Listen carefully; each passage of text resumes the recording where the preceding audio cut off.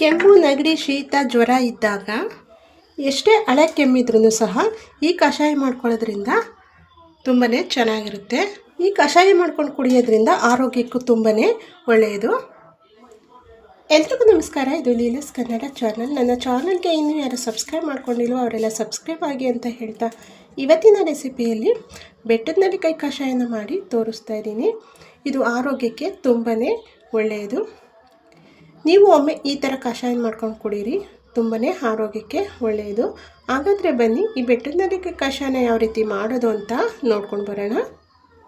ಬೆಟ್ಟದ ನೆಲ್ಲಿಕಾಯಿ ಕಷಾಯ ಮಾಡ್ಕೊಳ್ಳೋದಕ್ಕೆ ನಾನಿಲ್ಲಿ 2 ಬೆಟ್ಟದ ನೆಲ್ಲಿಕಾಯಿನ ತೊಗೊಂಡಿದ್ದೀನಿ. ಇದನ್ನು ನೀರಿನಲ್ಲಿ ಚೆನ್ನಾಗಿ ತೊಳೆದ್ಬಿಟ್ಟು ನಾನಿಲ್ಲಿ ಸಣ್ಣದಾಗೆ ಪೀಸ್ ಮಾಡ್ಕೊಂಡಿದ್ದೀನಿ. ಈಗಾಗಲೇ ಬೆಟ್ಟದ ನೆಲ್ಲಿಕಾಯಿಂದ ಸಾಕಷ್ಟು ರೆಸಿಪಿಗಳನ್ನ ಅಪ್ಲೋಡ್ ಮಾಡಿದ್ದೀನಿ. ಆ ವಿಡಿಯೋಗಳನ್ನ ನೋಡಿ ಒಂದು ಲೈಕ್ ಕೊಡೋದನ್ನು ಮರೆಯಲೇಬೇಡಿ.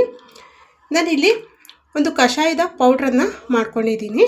ಈ ಕಷಾಯದ ಪೌಡ್ರಿಗೆ ನಾನಿಲ್ಲಿ ಮೆಣಸು, ಜೀರಿಗೆ, ಸೋಂಪುಕಾಳು, ಧನಿಯಾಕಾಳು, ಓಂಕಾಳು, ಚಕ್ಕೆ, ಲವಂಗ, ಒಣಶುಂಠಿನ ಹಾಕ್ಕೊಂಡು ನಾನಿಲ್ಲಿ ಪೌಡ್ರ್ ಮಾಡ್ಕೊಂಡಿದ್ದೀನಿ. ಈ ಥರ ತರಿಯಾಗಿ ಪೌಡ್ರ್ ಮಾಡಿ ಇಟ್ಕೊಂಡಿದ್ದೀನಿ. ಈ ಥರ ಪೌಡ್ರ್ ಮಾಡಿ ಇಟ್ಕೊಂಡು ನೀವು ಸ್ಟೋರ್ ಮಾಡಿ ಇಟ್ಕೊಂಡ್ರೆ ನಿಮಗೆ ಕಷಾಯ ಯಾವಾಗ ಬೇಕು ಆವಾಗ ನೀವು ಮಾಡ್ಕೊಳ್ಬೋದು. ಅದ್ರ ಜೊತೆಗೆ ನಾನಿಲ್ಲಿ ಬೆಲ್ಲನ ತೊಗೊಂಡಿದ್ದೀನಿ. ನೀವು ಬೆಲ್ಲ ಬೇಡ ಅಂತಂದರೆ ಜೇನುತುಪ್ಪ ಕೂಡ ಹಾಕ್ಕೊಳ್ಬೋದು. ನಾನಿಲ್ಲಿ ಕಷಾಯ ಮಾಡ್ಕೊಳ್ಳೋದಕ್ಕೆ ನಾನಿಲ್ಲಿ ಕೆಲವು ಸೊಪ್ಪುಗಳನ್ನ ನಾನಿಲ್ಲಿ ಉಪಯೋಗಿಸ್ಕೊಳ್ತಾ ಇದ್ದೀನಿ.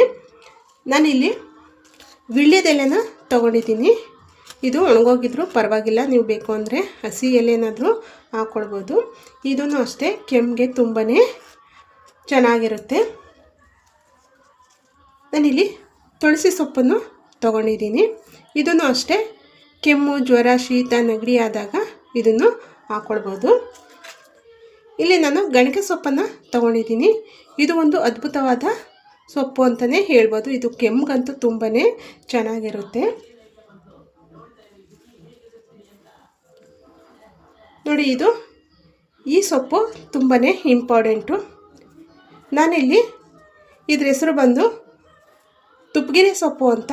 ನೋಡಿಲಿ ಈ ಥರ ಇರುತ್ತೆ ತುಪ್ಪಗಿರೆ ಸೊಪ್ಪು. ಇದು ಎಲ್ಲಿ ಬೇಕಾದ್ರೂ ಸಿಗುತ್ತೆ. ಇದು ನೋಡಿ ಈ ಥರ ಇರುತ್ತೆ. ಇದು ನೋಡಿ ಈ ಥರ ಎಲೆಗಳು ಬರುತ್ತೆ. ಎಲೆಗಳು ಇನ್ನೂ ದೊಡ್ಡದಾಗಿರುತ್ತೆ. ನೋಡಿ, ಇದಂತೂ ಕೆಮ್ಮಿಗಂತೂ ತುಂಬಾ ಇದು ಕೆಲಸ ಮಾಡುತ್ತೆ. ಇದು ಎಷ್ಟೇ ಹಳೆ ಕೆಮ್ಮಾದ್ರೂ ಸಹ ಈ ಸೊಪ್ಪನ್ನು ಹಾಕ್ಕೊಂಡು ನೀವು ಕಷಾಯನ ಮಾಡಿಕೊಂಡ್ರೆ ತುಂಬಾ ಚೆನ್ನಾಗಿರುತ್ತೆ. ನಿಮ್ಗೆ ಎಷ್ಟೇ ಹಳೆ ಕೆಮ್ಮಿದ್ರೂ ಈ ಸೊಪ್ಪೊಂದು ಹಾಕೋಬಿಟ್ರೆ ಸಾಕು, ತುಂಬಾ ಚೆನ್ನಾಗಿ ಕೆಮ್ಮನ್ನು ನೀವು ವಾಸಿ ಮಾಡ್ಕೋಬೋದು.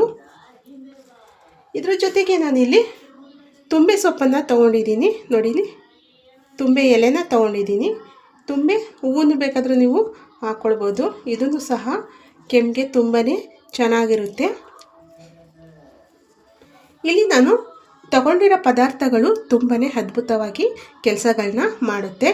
ಇದು ಒಂದು ಮನೆಮದ್ದು ಅಂತಲೇ ಸಹ ಹೇಳ್ಕೊಬೋದು. ನೀವು ಯಾವುದನ್ನು ಸಹ ಮಿಸ್ ಮಾಡ್ಕೋಬೇಡಿ.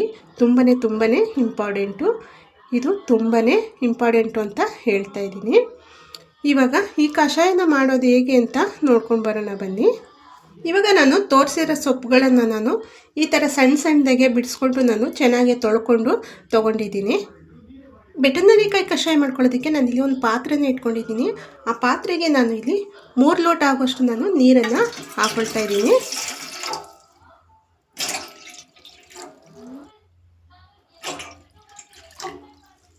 ಇವಾಗ ನೀರನ್ನು ಚೆನ್ನಾಗಿ ಬಿಸಿ ಮಾಡ್ಕೋಬೇಕು. ನೀರು ಚೆನ್ನಾಗಿ ಬಿಸಿ ಆದಮೇಲೆ ನಾವಿದಕ್ಕೆ ಕಷಾಯದ ಪೌಡ್ರನ್ನು ಹಾಕ್ಕೊಳ್ಳೋಣ. ನಾನಿಲ್ಲಿ 1 ಸ್ಪೂನ್ ಆಗೋಷ್ಟು ನಾನಿಲ್ಲಿ ಕಷಾಯದ ಪೌಡರನ್ನು ಹಾಕ್ಕೊಳ್ತಾ ಇದ್ದೀನಿ.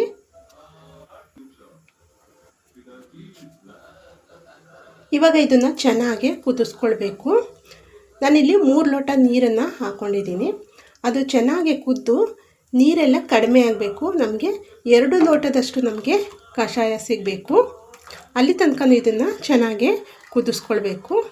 ಇವಾಗ ಇದನ್ನು ಚೆನ್ನಾಗಿ ಕುದಿಸ್ಕೊಳ್ಳೋಣ.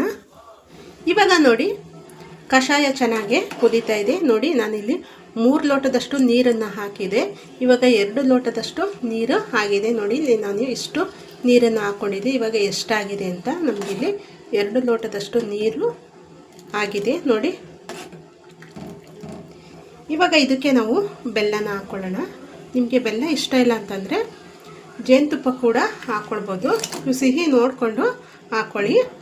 ಇವಾಗ ಬೆಲ್ಲ ಎಲ್ಲ ಚೆನ್ನಾಗಿ ಕರಗಬೇಕು. ಜೇನುತುಪ್ಪನೂ ಬೇಡ ಅನ್ನೋರು ಹಾಗೆಯೇ ಕುಡಿಬೋದು, ವೆಯ್ಟ್ ಲಾಸ್ ಮಾಡೋರು ಹಾಗೆಯೇ ಕುಡಿಬೋದು. ಇದು ವೆಯ್ಟ್ ಲಾಸ್ಗೂ ಇದು ತುಂಬಾ ಚೆನ್ನಾಗಿರುತ್ತೆ. ಇವಾಗ ಈ ಕಷಾಯ ಆಗಿದೆ. ಇವಾಗ ಸ್ಟವ್ನ ಆಫ್ ಮಾಡಿಬಿಟ್ಟು ಇದನ್ನು ಸೋಸ್ಕೊಂಡು ತಗೊಳ್ಳೋಣ. ಕೆಮ್ಮು, ನೆಗಡಿ, ಜ್ವರ, ಶೀತ ಆದಾಗ ಈ ಥರ ಒಂದನ್ನು ಕಷಾಯನ ಮಾಡಿ ಕುಡಿಯಿರಿ. ಕೆಮ್ಮು ಜಾಸ್ತಿ ಇದ್ದಾಗ ಈ ಥರ ಕಷಾಯನ ಮಾಡ್ಕೊಂಡು ಕುಡೀರಿ. ಒಂದು ವಾರ ಮಾಡಿಕೊಂಡು ಕುಡೀರಿ. ಈ ಕಷಾಯನ ತುಂಬಾ ಚೆನ್ನಾಗಿರುತ್ತೆ. ನಿಮ್ಮ ಕೆಮ್ಮೆಲ್ಲ ಹೊರಟೋಗುತ್ತೆ. ಈ ವಿಡಿಯೋ ಇಷ್ಟ ಆಯಿತಾ? ಇಷ್ಟ ಆಗಿದ್ದರೆ ಒಂದು ಲೈಕ್ ಮಾಡಿ, ಶೇರ್ ಮಾಡಿ, ಕಮೆಂಟ್ ಮಾಡಿ. ನನ್ನ ಚಾನಲ್ಗೆ ಸಬ್ಸ್ಕ್ರೈಬ್ ಆಗೋದನ್ನು ಮರಿಲೇಬೇಡಿ. ನಾನು ಮುಂದಿನ ವಿಡಿಯೋದಲ್ಲಿ ಸಿಗ್ತೀನಿ. ಅಲ್ಲಿ ತನಕ ಥ್ಯಾಂಕ್ ಯು.